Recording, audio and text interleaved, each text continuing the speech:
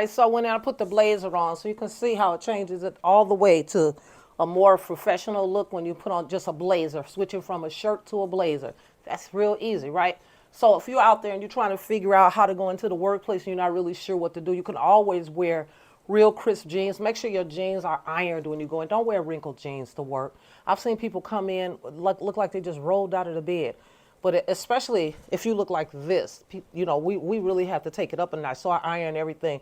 And my steamer and my ironing board and iron are my best friends. The other thing is I usually will put a crease in my jeans and I'll have a really hard, I'll starch them. And people look, because you even look now, there's a little bit of a crease in here. But I like my jeans starched. And this is the other thing. When I was growing up, I grew up in the 50s and 60s. I was born in 58, so most of my life was spent in the 60s, graduated in 76. But I can tell you that in my early high school and junior high, and especially grade school days, you didn't wear jeans to school. The only time people wore jeans to school was on a Friday, if we were having like some kind of sporting, or if you was coming to fight. You wore your blue jeans, you wore tennis shoes, and you wore like thick socks and a sweatshirt and all that, because we used to get down like that, but not a lot, but it was duking it out as opposed to knives and guns and shooting people up.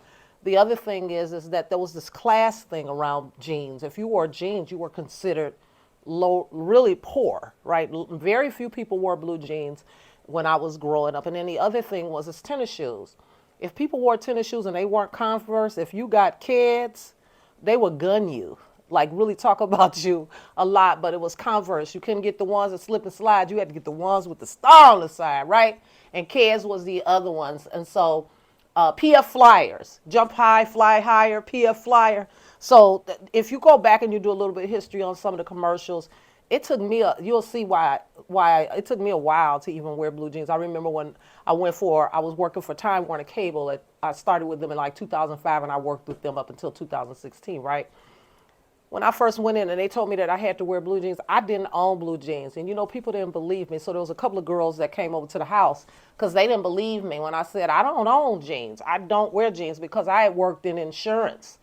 And when you work insurance back in the 70s and the early 80s, everything was really stoic and very conservative. It was white shirts. It was navy suits, ties, all that.